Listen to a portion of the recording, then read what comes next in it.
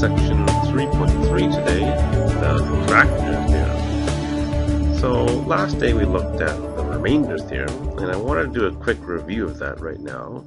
So let's see if you can quickly find the remainder when 2x cubed plus 3x squared minus 8x minus 12 is divided by x minus 2. And if you're one of those long division fans, go right ahead, but let's see if you can use the remainder theorem.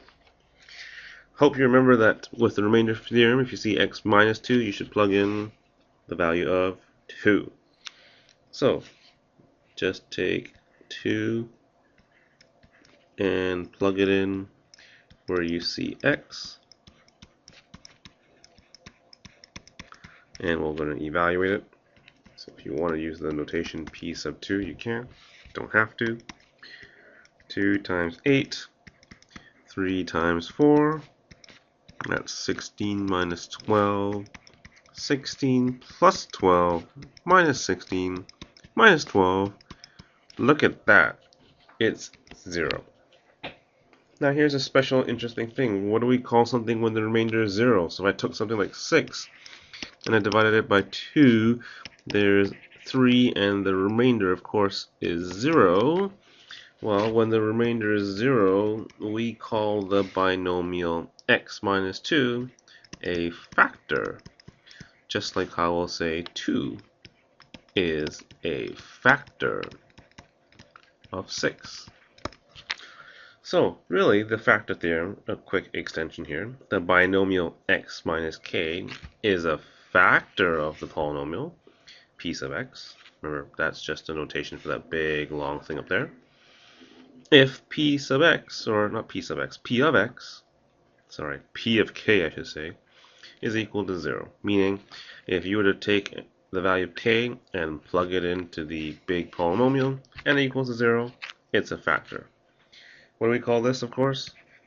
The factor theorem. So, in example number 1, let's use the factor theorem, and I'd like you to tell me which of the following binomials are factors of this polynomial: x cubed minus 6x squared plus 11x minus 6. So go ahead, plug them in. First one, I'd plug in 1. You go ahead and do it on your own.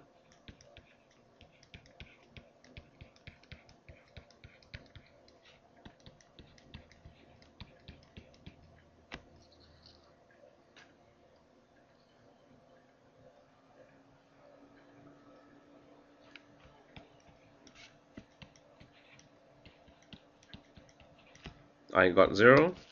Did you? I think the first one is a binomial.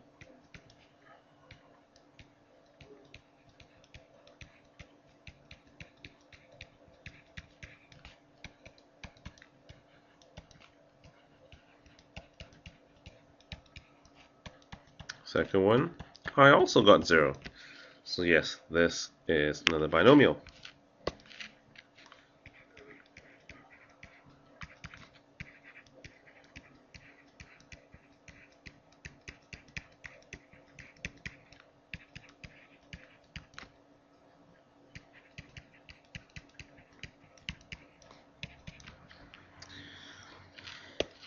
I'll need my calculator for this one. Just getting tired. Nice. Also 0.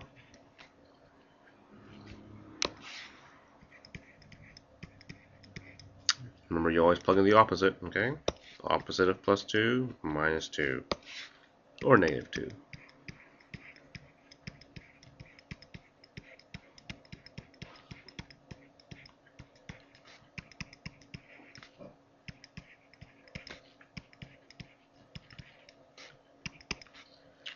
I think we got a problem for this one. What do we have here? Negative 8 minus 24 minus 22 minus 6. Obviously not 0. Yeah, negative 60. I don't think this is a binomial. And how about this one? What do I plug in? Remember, we should divide it by 2 So we can have it in that form of x minus k. So in this case, k is just the value of 3/2. And if you were to plug this in, well, let's see what you get.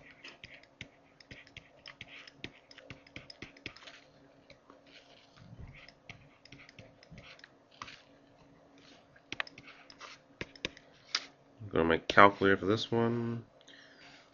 3/2 all squared. Oops. Power 3 minus 6 times 3/2 all squared plus 11 times 3/2 minus 6. Yeah, I don't think this is a factor. Now, out of these 5, it looks like the first 3 are binomial factors. So, thinking that this is an x cubed term, a degree of 3, we should have 3 factors. I guess it's just x minus 1 times x minus 2 times x minus 3, and that must equal to x cubed minus 6x squared plus 11x minus 6. That's great. So you actually factored this cubic into the 3 different binomials. Now the question is, well, how do we know which integer values of k should be tried when determining if p sub k equals to 0? I mean, I gave you these examples. How did I know that those would be the ones that worked? Is there a way we can find out? You bet there is. So let's take a look at that polynomial again. Okay, x cubed minus 6x squared plus 11x minus 6. Now, whatever this value of k is, okay, if k satisfies that the polynomial, when I plug in k, equals to 0, then what that means is that that entire polynomial, p sub k, should be equal to 0. Now, if I were to take that negative 6 and throw it on to the right hand side, we'd get the following: k cubed minus 6k squared plus 11k, and I'll move the negative 6 to the side, and that'll be equal to 6. Okay.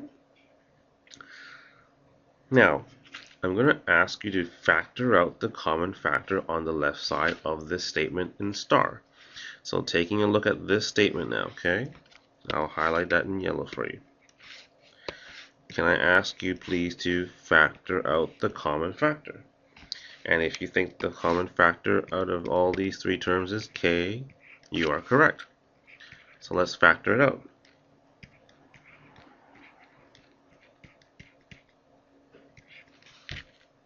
Okay. And we still have this equal to 6. Now, notice here that the product on the left side must equal to what? So here's the left side. We know it equals to 6. You got it. So really what I'm saying is there are 2 numbers. One of them is k and another one's this ugly thing. But those 2 numbers multiplied together give you 6. So what 2 numbers multiplied together give you 6? You might be thinking to yourself, 1 and 6. What else? How about 2 and 3? Anything else? Well, what about negative 1 and negative 6? So you got positive 1, positive 6, also negative 1, negative 6. And then also positive 2 and negative 2, along with positive 3 and negative 3.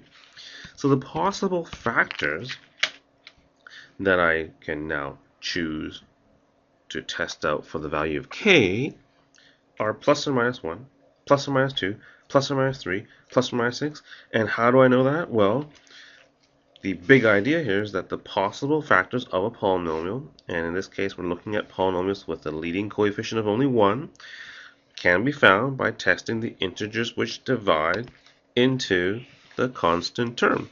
In this case, our constant term was 6. So the possible factors are 1, 2, 3, and 6.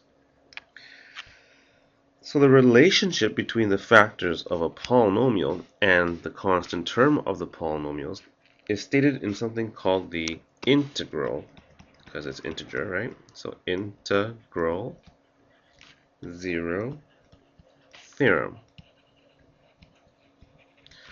So this theorem states that if x minus k is a factor of the polynomial piece of x, with of course an integer coefficient, then k is a factor of the constant term of p sub x. Now this is very important because what I'm going to show you next of all is how to factor cubic equations. Now we know for quadratics there's the quadratic formula, but for cubics there's not really a cubic formula that I want to show you. It's really convoluted and messy. So we're going to use this idea of the factors and the factor theorem to allow us to try to factor a cubic. So let's take a look. Okay, I say it's nasty, but it's not too bad. Alright, so here's the process of how to factor fully x cubed plus 5x squared plus 2x minus 8. So here's step 1. We're going to use that integral zero theorem because we know that this is a cubic and there's a constant term. The coefficient is 1. So let's look for the possible integers which divide into negative 8. So think to yourself, what times what gives you negative 8? 1 times negative 8. Yep. Positive 1, I guess, and positive, or negative 8. Negative 1 and positive 8, so that's good. What else do we have? 2 and 4 I heard, but that's positive, so I guess one of them has to be negative.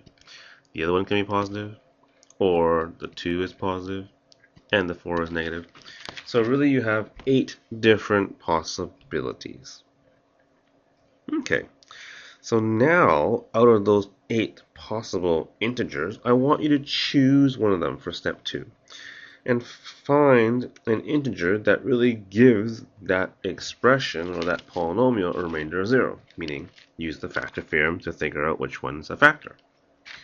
So what integer would you like to try? 1? Sure. So we'll try x equals to 1. So we're going to plug it in now into this polynomial. 1 cubed plus 5 times 1 squared plus 2 times 1 minus 8. 1 plus 5 plus 2 minus 8. Whoa, look at that. We got 0, which is great. Now, by the way, if I didn't get 0 the first time, what would you have to do? Yep, try other numbers. And you gotta keep trying until you find 1, but there's always going to be at least 1. Well, in this case, since x equals to 1 worked, then what is the actual factor? I want you to understand that it's always, once again, the opposite. So therefore, x minus 1 is a factor. So now it's up to you to see if you can now divide this, either by long division or using synthetic division. I'll show you both. This should be a review from last day. So here we go, x minus 1.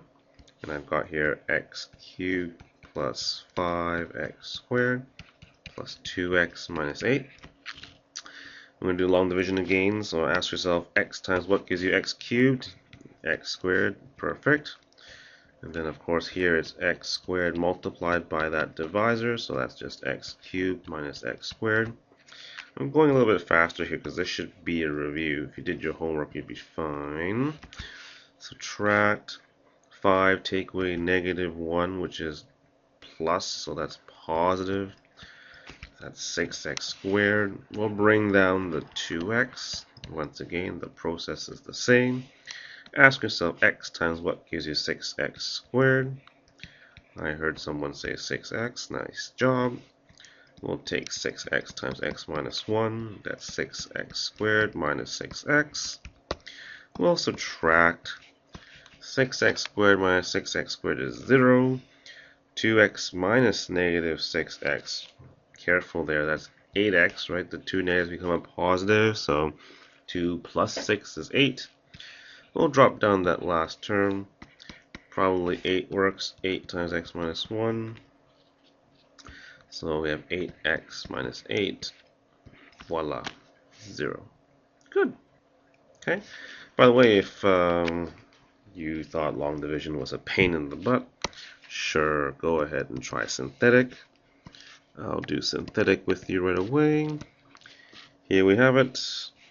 Let's bring down the first term. And then remember that repeated process, multiplication, subtraction, multiplication, subtraction. Negative 1 times 1, that's negative 1. Now we'll do subtraction. 5 take away negative 1 is 6. It's multiplication time. Negative 1 times 6, negative 6. It's subtraction time. 2 minus negative 6. Oh yeah, 8. And remember, this is a factor, so we should continue this process. And what should the remainder be? 0. So 1 times negative 8 is negative 8. And we subtract negative 8 from negative 8, and you bet it's 0. That is music to my ears. Remainder 0, these of course become the coefficients, so x squared plus 6x plus 8. So therefore, what you've done now is you've rewritten that cubic now as x minus 1, right? One of the factors we got from there. And it's also x squared plus 6x plus 8. Now this is fine and dandy, except my original question said one extra word. Didn't say just factor, but factor fully. So ask yourself this: can the x squared plus 6x plus x plus 8 be further factored? I say yes. So we'll keep the x minus 1, but now what does the x squared plus 6x plus 8 factor into? Remember this from grade 10? Find two numbers that multiply to 8 and add to 6.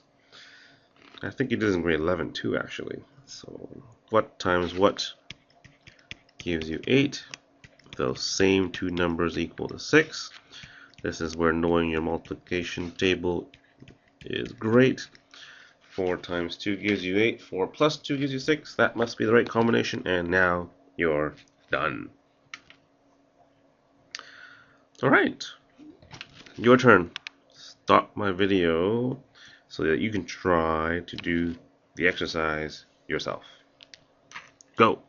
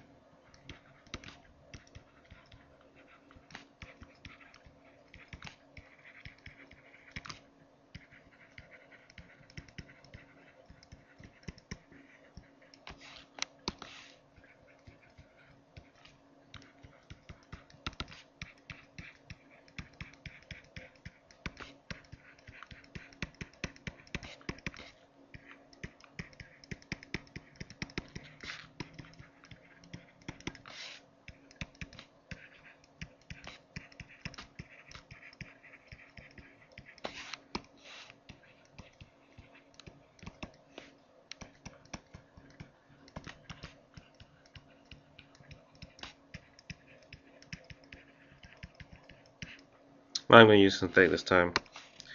I think it's a little bit faster. And I'm just getting a little bit lazy.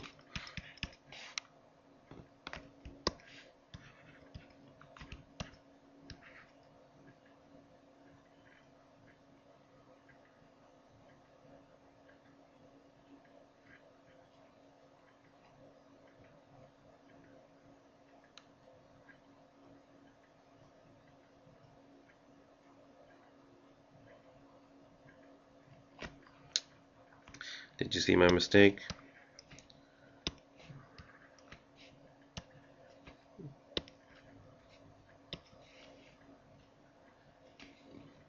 What's wrong with my eraser?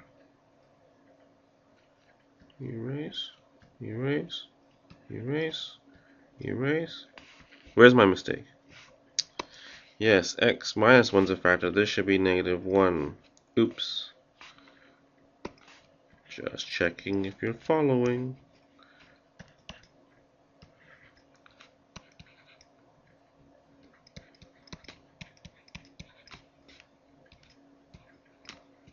I like that 0, right? Remainder 0. And this just becomes x squared plus 2x minus 15. So therefore, we factored x cubed plus x squared minus 17x plus 15 into x minus 1, x squared plus 2x minus 15. You think you're done? I think not. Why not? Because you can factor further. Now you are done.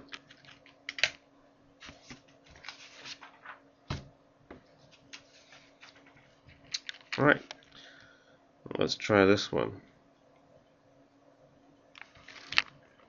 I think this one's the really nasty one. Really nasty. So nasty that I gave you the whole page to do it. Okay. X to the power 4. Well, it's the same idea. So tell me the possible integers to divide into negative 18. 1, 18. See how I like to write this? I like to take the easiest one and I work my way into the middle. What's the next one? 2 and 9 perhaps. And then 3 and 6. And then don't forget the plus minuses. And I know you're getting scared. You're like, there's so many terms, so many numbers. Yes. Excuse me.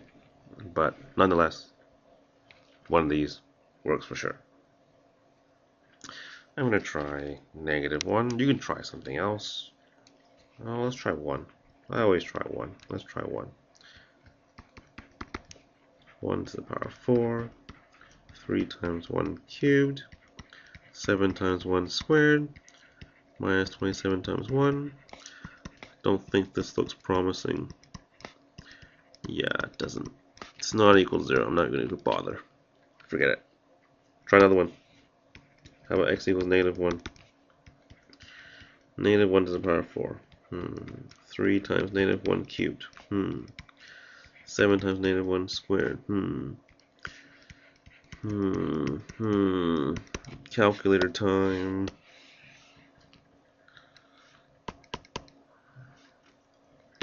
Negative 1 to the power 4 plus 3 times negative 1 to the power 3 minus 7 times negative 1 squared minus 27 times negative 1 minus 18.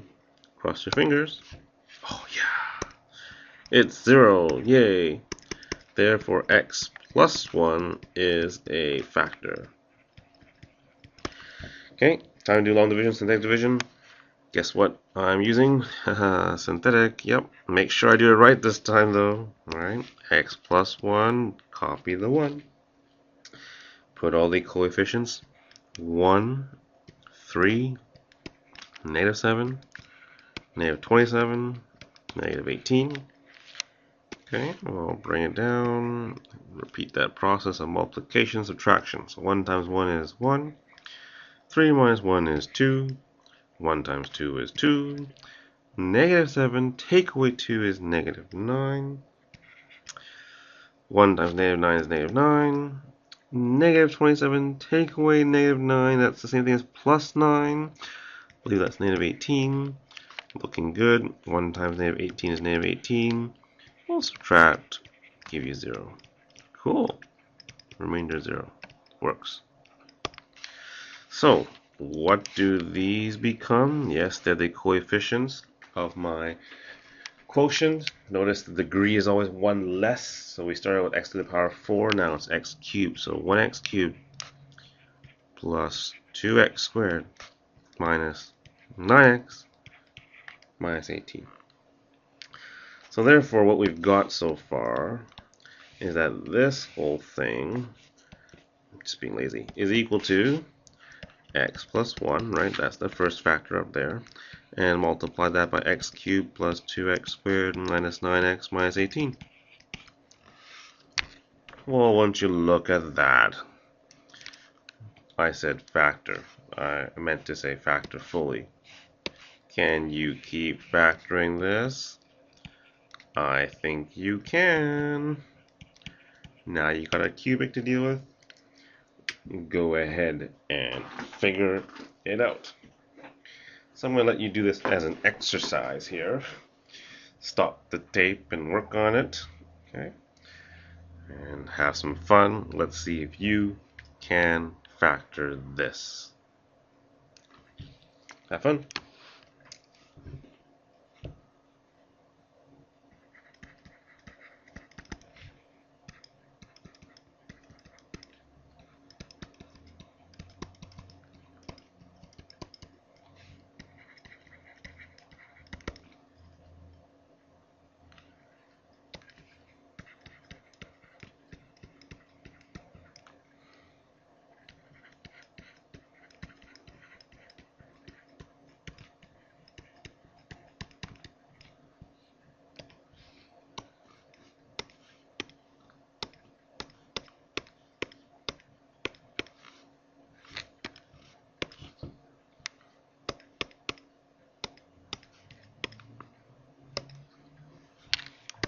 Oh yeah. 0.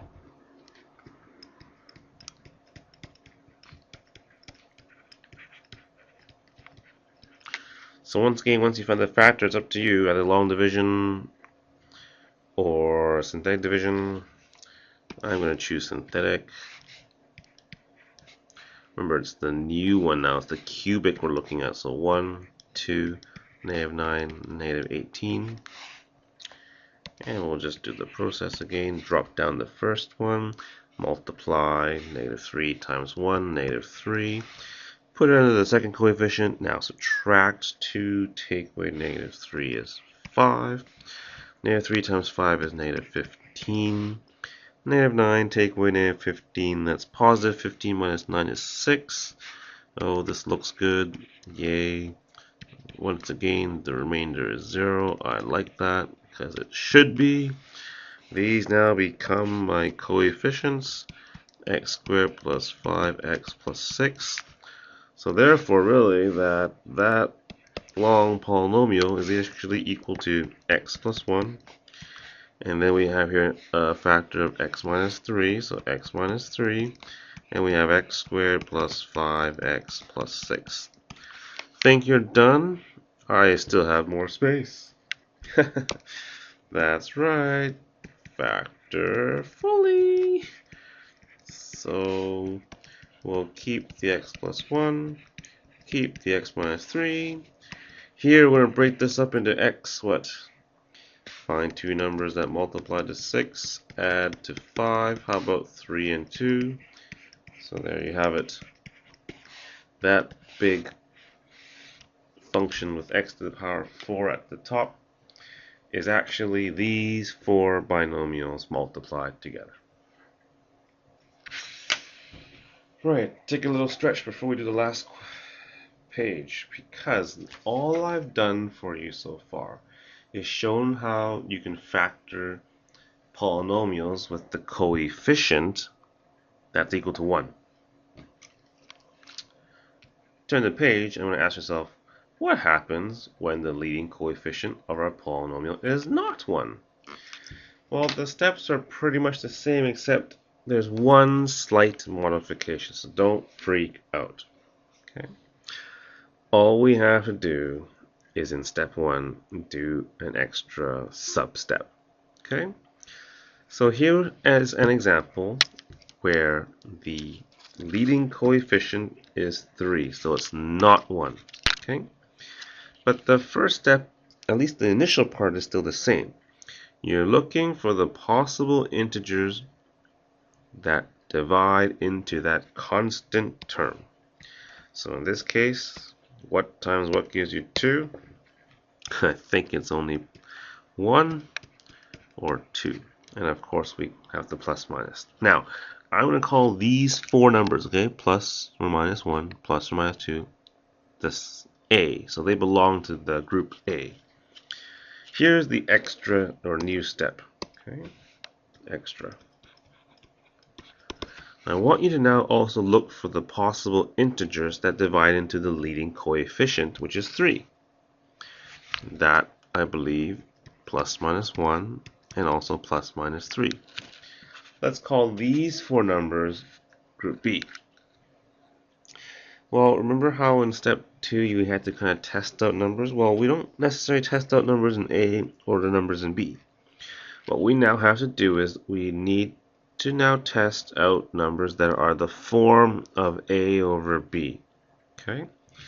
So what I mean by that is that we're going to take every single value of A and divide by every single value of B. Now if we take plus or minus 1 from A divided by plus or minus 1 from B, we still really just get plus or minus 1, because 1 divided by 1 is 1. And if we take plus or minus 2 divided by plus or minus 1, we still only get plus or minus 2. But here's the interesting part. If we take plus or minus 1 from A and divide by plus or minus 3, we have now fractions. Yes, fractional answers that can be now used to try to figure out a factor. And then if we take the plus minus 2, divide by plus minus 3, you get this. By the way, before we had the integral zero theorem, guess what? Since these are fractions, this is called the rational root theorem. Okay, that extra piece here, the rational root theorem. Well, out of this list in blue now, plus minus 1, plus minus 2, plus minus 1/3, plus minus 2/3, we have to now find a number that gives an expression a remainder of 0, meaning the factor. Now, ultimately, my personal preference is still to try the integers first. And if all integers fail, then I'll go try the fractions. But that's just me. If you feel adventurous, go ahead and try a fraction. I'm going to try here, I don't know, -1, okay? So I'm going to try x equals to -1. I'm going to plug it back into that original expression. -1 cubed, -1 squared, -1 plus 2. So let's see what we get here. That's -3. -1 squared is 1. That's -4. That's +5 plus 2. -3 minus 4. -7 plus 5. -2 plus 2.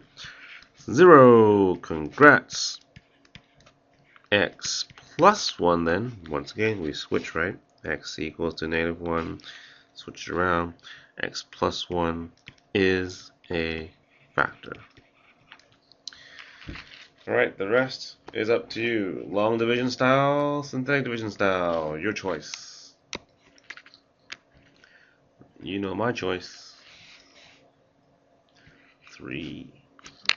Oops, let me go back and find it. -4. -5.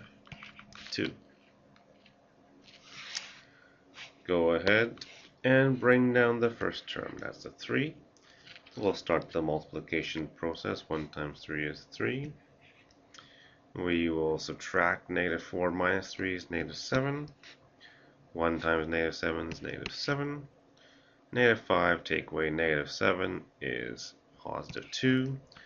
1 times 2 is 2. 2 minus 2 is 0. I like that. That's the remainder. These are my coefficients. Alright. So, it looks like 3x cubed minus 4x squared minus 5x plus 2, that's the original cubic function, is now equal to x plus 1 times 3x squared minus 7x plus 2. Once again, can you factor? I think you can. This one, when you factor, is a little bit more difficult. It's not just two numbers that multiply to 2 and add to -7, because you have that coefficient in front. This is where there's a whole bunch of different ways of doing it. Decomposition, guess and check. That choose method. This is, I think, grade 10 factoring again, or grade 11, so review your notes. Guess what, guys? It's grade 12. You're going to use all that stuff you learned in grade 10 and 11. I'm going to use a choose method, which means find two numbers that multiply to 3 times 2, which is 6. Those same two numbers add to -7. Anybody have an idea? If you said 6 and 1, 6 and 1, you're close. 6 plus 1 is 7, not -7. So yes, you need all of them to be negative. Okay. Now with choose method, what we can do then is write it like how we did before, x minus 6, x minus 1. But choose says you got to do one extra thing. Yes, we have to divide each of these numbers by the a value, the coefficient of the x squared. Simplify first. 6 over 3 is just 2, so that's x minus 2. And this one here, since you can't simplify, there's that thing called bottoms up where you can just move this next to the x. That's 3x minus 1. I'll copy down this factor, don't forget. So this is the final factored form of 3x cubed minus 4x squared minus 5x plus 2. Now, before I stop here, if you didn't like this choose method of factoring, I will show you how you can do it by decomposition as well. Because different math teachers teach different things, I will try to show you all the different types. Decomposition. First part's the same, by the way, for decomposition. You still need to find two numbers that multiply to 6 and add to -7. But we call it decomposition because now you are decomposing, or you're going to break down, the middle term. So instead of having -7x, we're going to replace it with those two numbers that you found, -6x minus 1x, right? So there's my -7x. I've broken it down into -6 and -1. By decomposition, what you need to do next is just to focus on the first two terms and ask yourself what is common amongst those first two terms. If you said 3x, I am very happy. And we factor that out, and you get 3x squared divided by 3x is just x, -6x divided by 3x, -2. And then over here, we want to do the same thing with the last two terms. We want to factor out whatever you can. In this case, there really is nothing that's common, but I do see a negative here, so I'm going to factor out at least a -1. And if I do that, I'm left with x minus 2. Now, the beauty with decomposition is that the brackets should always be the same, because now you are now factoring out what's common between this term and this term. And what I see common is an x minus 2. So we'll factor out x minus 2. And what's left over? 3x minus 1. And this is exactly the same. Okay? Same as above. So choose method works. Decomposition also works. Get used to doing a whole bunch of factoring in this section.